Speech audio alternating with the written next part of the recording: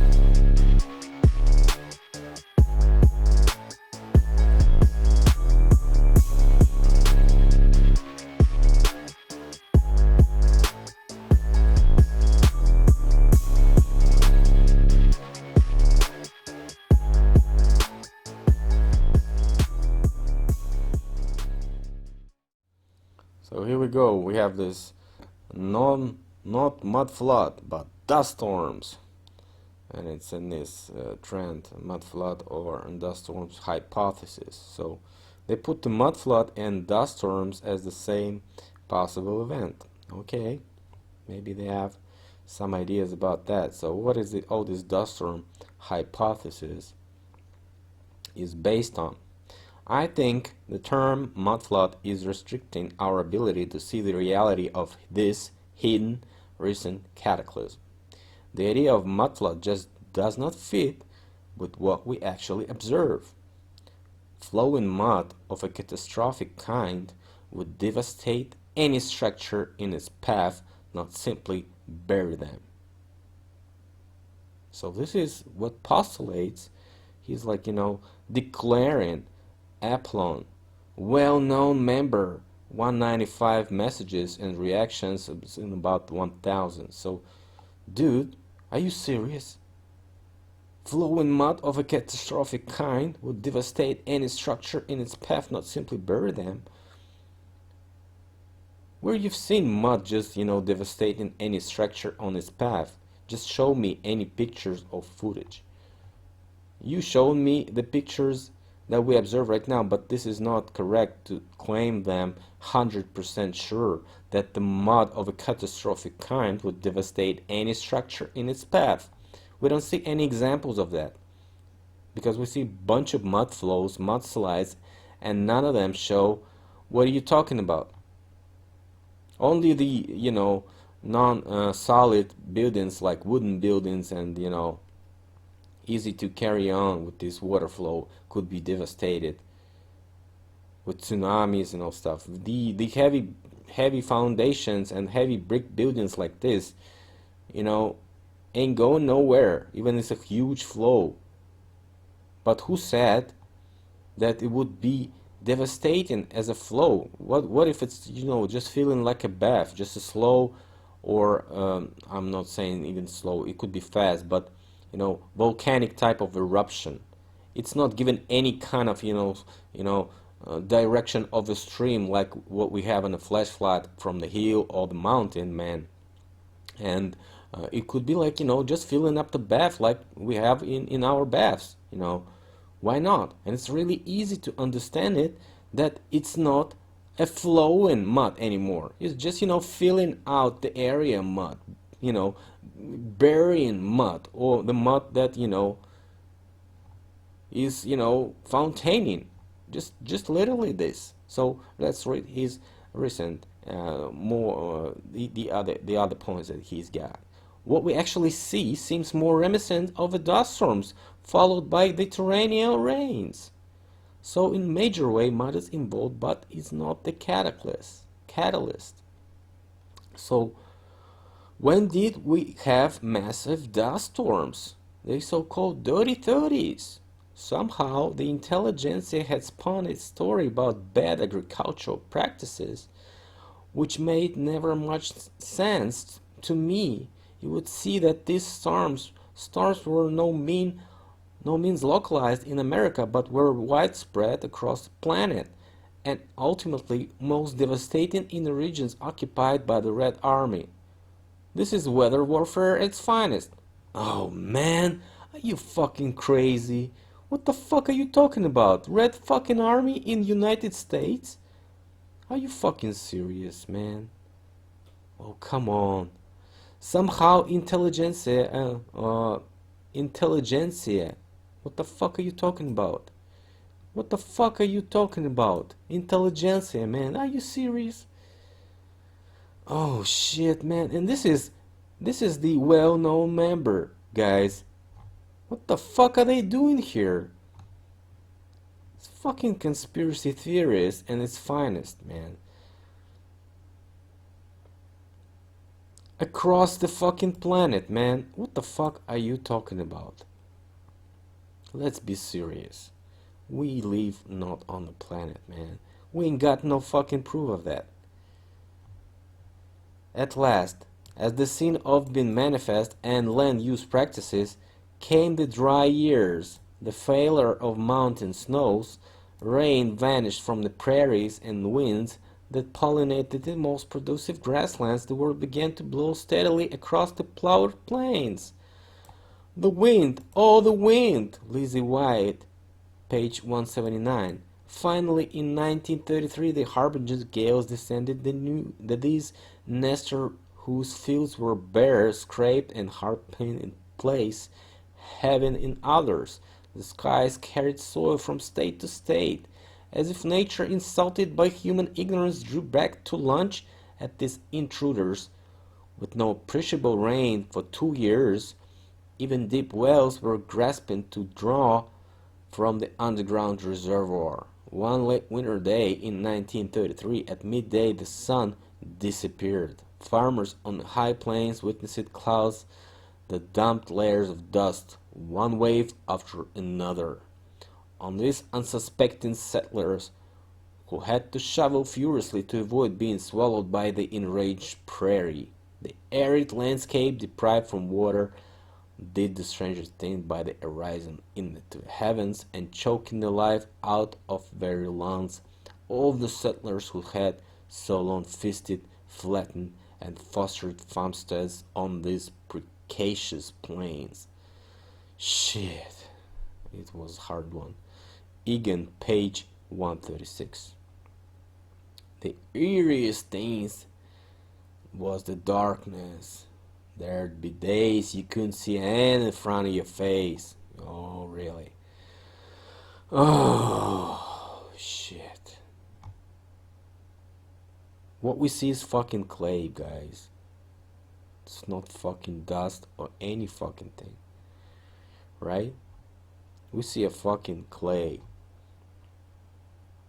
Of course, if we had any fucking proof of this worldwide dust storms, who knows? I maybe put this dust storm thing into one of the possible theories of what we could observe. But I should be not proclaiming any shit like this, like catastrophic kind would devastate any structure in its path. God damn, not simply bury them. So, what the fuck are you talking about, man? You just putting up the obviously documented fact of the dust storms into the line of your theories, one single fact of American dust storms, you know, mixing it with this, Red Army crap, that you like putting up in before that, and what the fuck are you trying to prove here? And then you showing us the pictures that we've seen before.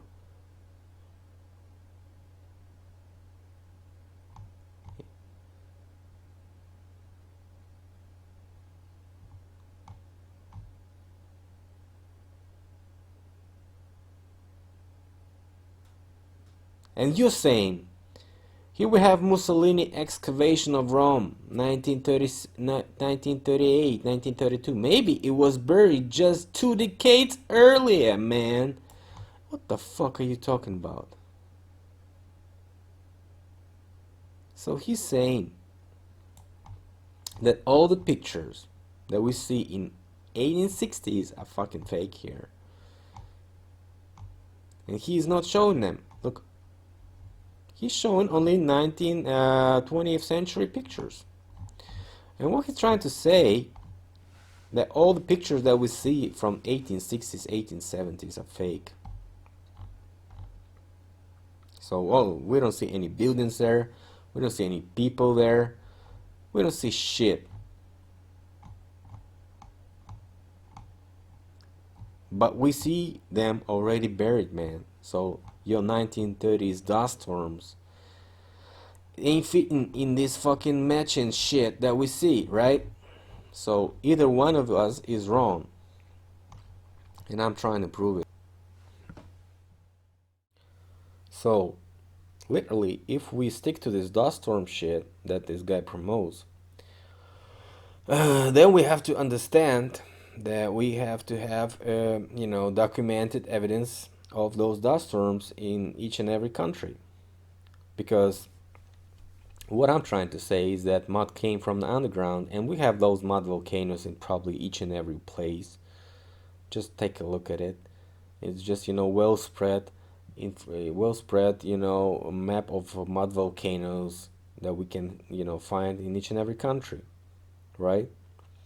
And we have a bunch of star forts, which could also be, having those pipelines from Starfort to Starfort, so the mud could come from the 100,000 kilometers away and mud flood the area due to these pipelines that we have observed. And we have underground channels set up each and everywhere, and that could be also explaining the booming of underground construction that we have in 19th century and beginning of 20th century with construction of those metro subways. Even in Moscow, we have many anomalies in this process, where we have like 5 years of excavating shit by some small group of people, and only then the geologists and the miners came with their mining equipment, and only then they started to actually do it, and they did it in 2 years. They had built like 16 kilometers of subway for 2 years, man. Very interesting information, actually, because I have to recheck it one more time before I make a single video on construction of underground in Moscow. And what we have observing right now is we observing very interesting architectural style, which is also could be called antique, on all those ancient first lines of the Moscow subway. That could be easily explained with them, just excavating the passages of the buried cities, the side streets, the tunnels, and that could be easily explained with this, because first line of metro is not very deep, and they just could be easily walking through the passages of the previous city. Okay, and what about the dust storms? Yes, of course, we see some, pictures from 80s of 20th century, when we have like a couple of villages in Russia totally buried by the dust storms, and they're like located on the ocean shore. And also, we have some cases, but it's not the cause. It's the post effect, as I think, because after the land is drying out, after the mud flood, we have the short layer of, not very thick layer of this low fraction, micro fraction dust that could be just drying out due to the sun and heat. And it could be like a cement, little cement fractions, with all these organics that these, falling up above this shit. We can have like little, not a very thick layer of darker, or dark soil, as we call it in Russian geology. It's most effective for growing foods, this layer. And we have it in the different areas. We have it thick. In some areas we have it very, thin. Okay, so this is what I'm trying to say is that this is not Red Army, because we Red Army was in USSR and we have the dark soil. So your hypothesis is not working, that Red Army fucks everything up and we have like all those dust storms after all. No, USSR was the largest exporter of many agricultural things, and the Russian Empire before. So 19th century and the beginning of 20th century was agricultural boom everywhere in Russia, and we were like exporters. So and America also, but maybe some technology in your country fucked up all this nature. Maybe you should research more of the official explanation. Maybe it works this time. Maybe it's not bullshit because it's the beginning of 20th century and you cannot just, totally erase the memory. We have some people still living from that past times, from the 30s, from the 40s, and they can tell us that they actually had dust bowls because of some, stuff that people did before, including, extermination of buffaloes. Have you heard about it? And you know that, a small pack of wolves can change the ecology of the place. Read article about that. So extermination of animals could easily change the landscape, and bringing them back is easily changes the landscape back. So I mean, let's research some about it. The hunting and the extermination of animals in the beginning of 20th century was in very large scales. We see a bunch of people, picturing with these trophies with those, animals like elephants and lions and wolves and stuff like this and many more. And we see a bunch of buffaloes bones on the early 20th century pictures in America. So that might as well prove the official theory that the buffaloes actually affected the changing of the landscape and the nature. And probably there was, for some, extermination not only for the buffaloes, as you probably heard before. So think about it. So the Dust Bowls and the floods in the early 20th century and the late 19th century that we had are the post effects. And I've explained why plenty of times, guys. When the mud comes, it just filling the area. And if it comes from the hill, because the hills are probably the also the mining byproducts of the previous civilization. So if it comes from the hill, it also fills the area on the hill. And that's why we see the houses with the buried first floors and second floors, and who knows, even more, because we cannot just, step in each and every house. As I've explained before, most of them are private property. So we see and observe the evidence as up on the hill, as down on the hill, as lower on the hill.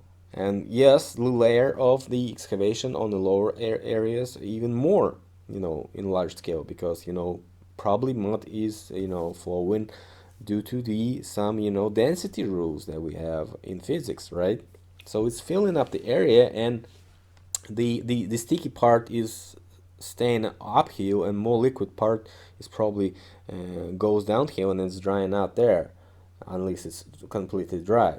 So, and this is how it's explained, because the rivers are the technological trenches actually.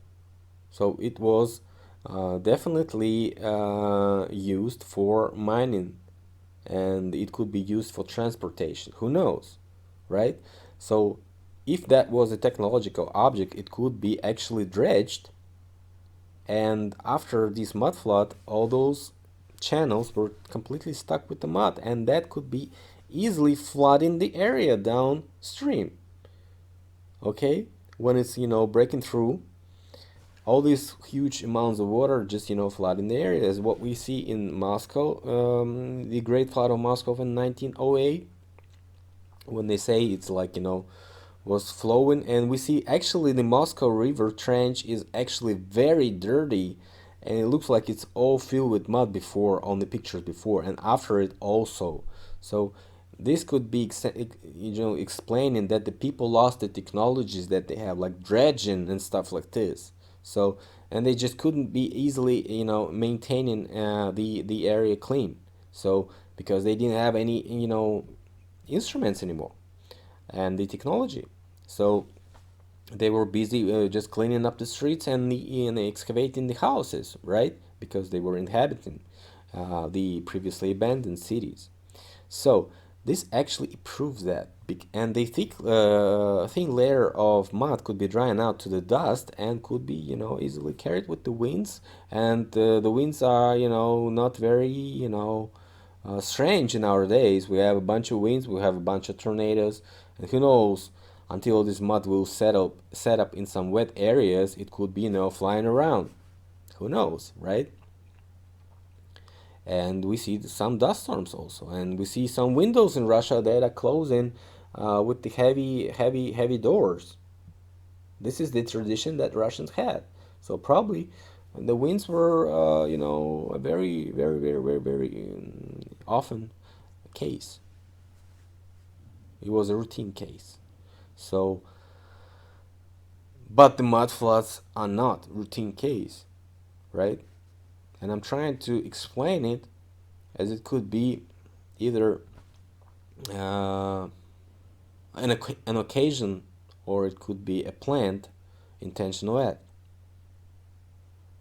Okay, so I think I've settled this case right now. I'll be checking this website even more and trying to explain the people that they really are missing something.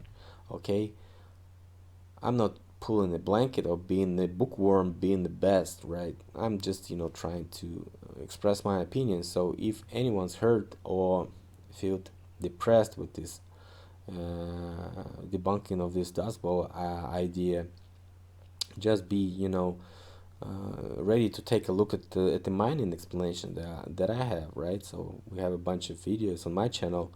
Just go take a look at it. So ancients did mine, and that's easily proved by what we see right now. And this is the observable explanation that we can actually give, right? Thanks a lot for watching, and see you later, guys. Bye.